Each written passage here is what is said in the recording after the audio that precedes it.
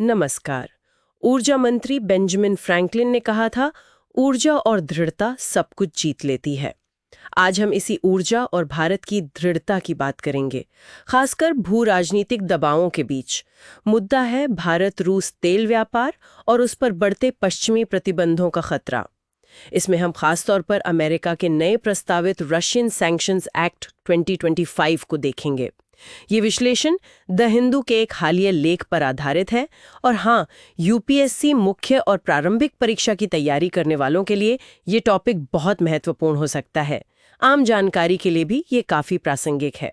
तो चलिए इस पर गहराई से बात करते हैं। तो हाल ही में ये मामला गरमाया कैसे? अमेरिका का ये नया प्रस्ताव क्या है? जी, अमेरिका में ये रशियन सैंक्शंस एक्ट 2025 का प्रस्ताव आया है। इसमें सीधी धमकी है कि जो देश रूसी तेल या ऊर्जा उत्पाद खरीदेंगे, हाँ, उन पे 500% तक का भारी टैरिफ लग सकता है। 500%। और नाटो ने भी कुछ कहा है। हाँ, नाटो ने भी भारत, चीन, ब्राजील जैसे देशों को एक तरह से सलाह दी है, या कहें चेतावनी, कि या तो रूस से तेल लेना बंद करें या फिर 100% सेकेंडरी प्रतिबंधों के लिए तैयार रहें। अच्छा, और भारत की प्रतिक्रिया क्या रही इस पर? भारत ने काफी तीखी प्रतिक्रिया दी है। साफ तौर पर पश्चिमी देशों पर दोहरे मानकों का आरोप लगाया है। दोहरा मापदंड क्यों? क्योंकि भारत का कहना है कि यूरोप खुद, मतलब कई यूरोपीय देश, अभी भी रूस से ऊर्जा खरीद रहे हैं, तो फिर भारत पर इतना दबाव क्यों? ये बात तो है। लेकिन ये जो सेकेंडरी प्रतिबंध हैं, ये होते क्या हैं? मतलब प्राइमरी से अलग कैसे हैं? देखिए, ये समझना जरूरी है। प्राइमरी प्रतिबंध तो सीधे उस देश पर लगते हैं जिससे दिक्कत है, जैसे इस मामले में रूस पर। लेकिन सेकेंडरी प्रतिबंध वो उन तीसरे पक्षों को निशाना बनाते हैं। तीसरा पक्ष मतलब दूसरे देश या कंपनियां या व्यक्ति जो उस देश के साथ व्यापार जारी रखते हैं जिस पर प्राइमरी प्रतिबंध लगे हैं। अच्छा, इनका मकसद होता है उस टारगेट देश को पूरी तरह से आर्थिक रूप से अलग थलग कर देना। अच्छा, तो इसमें क्या क्या शामिल हो सकता है? इसमें 100% टैरिफ लगाना, जैसा नेटो ने कहा, या वित्तीय पहुंच रोक देना, मतलब डॉलर में लेन देन मुश्किल कर देना, या व्यापारी रोक देना। और चिंता की बात यह है कि ये तब भी लगाए जा सकते हैं जब तीसरा पक्ष कोई अंतर्राष्ट्रीय कानून न तोड़ रहा हो। ओह, तो ये एक तरह से आर्थिक दबाव हुआ। बिल्कुल। कई देश इसे आर्थिक जबरदस्ती मानते हैं और इससे राजनीतिक तनाव बढ़ता है। समझ गया। तो अब ये बताइए कि भारत के लिए रूसी तेल इतना अहम क्यों हो गया अचानक, खासकर पिछले 2-3 सालों में? इसकी सबसे बड़ी वजह है कीमत, रियायती दाम। 2022 में जब यूक्रेन युद्ध शुरू हुआ और पश्चिम ने रूस पर प्रतिबंध लगाए, तो रूस को अपना तेल बेचने के लिए नए बाजार चाहिए थे। तो उसने डिस्काउंट पर तेल देना शुरू किया। और भारत ने ये मौका लिया। जी हाँ, भारत के लिए ये बहुत फायदेमंद रहा। आंकड़े देखें तो 2022 से 2024 के बीच भारत ने इस सस्ते तेल से करीब 13 अरब अमेरिकी डॉलर बचाए। 13 अरब डॉलर, ये तो बहुत बड़ी बचत है। बिल्कुल। और इससे भारत को महंगाई कम करने में मदद मिली, अपना चालू खाता घाटा संभालने में मदद मिली, और ईंधन सब्सिडी का बोझ भी कुछ कम हुआ। आयात के हिस्से में कितना बदलाव आया? जबरदस्त बदलाव। वित्त वर्ष 2022 में, मतलब युद्ध से ठीक पहले, भारत के कुल तेल आयात में रूस का हिस्सा मुश्किल से 2% था। सिर्फ 2%? हाँ, और वित्त वर्ष 2025 आते आते ये बढ़कर 35% से ज्यादा हो गया। बाप रे, 2 से 35%। जी, रूस भारत का टॉप ऑयल सप्लायर बन गया। 2024 में तो भारत रोजाना लगभग 1.9 मिलियन बैरल तेल रूस से मंगा रहा था। तो जाहिर है इन आंकड़ों को देखते हुए भारत इन नए प्रतिबंधों की धमकी का विरोध करेगा ही। इसके पीछे मुख्य कारण क्या गिनाए जा रहे हैं? कई मजबूत कारण हैं।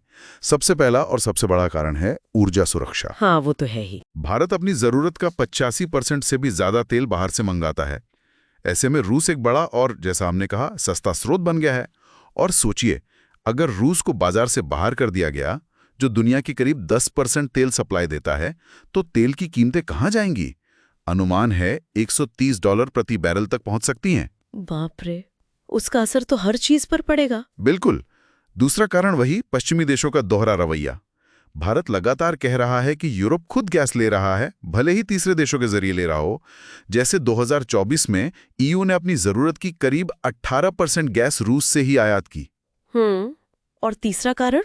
तीसरा और बहुत अहम, ये भारत की व्यापारिक स्वायत्ता, मतलब अपनी मर्जी से व्यापार करने की आजादी पर हमला है।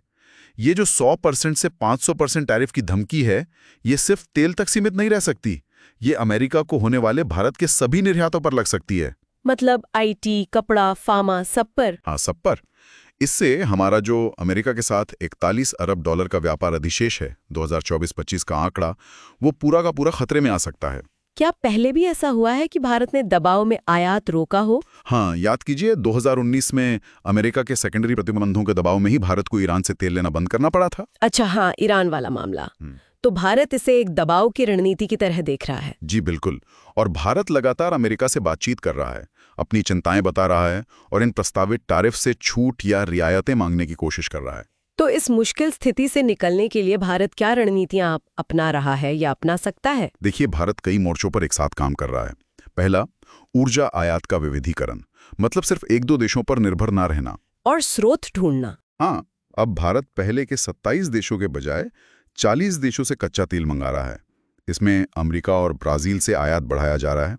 साथ ही पारंपरिक सप्लायर जैसे सऊदी अरब, इराक और अफ्रीकी देशों से भी शिपमेंट बढ़ाने पर जोर है। ठीक है, विविधीकरण हो गया, और क्या? दूसरा, राजनयिक स्तर पर लगातार बातचीत, Quad, BRICS, SCO, SAARC, BIMSTEC जैसे जितने भी समूह हैं, हाँ। उन मंचों का इस्तेमाल करना।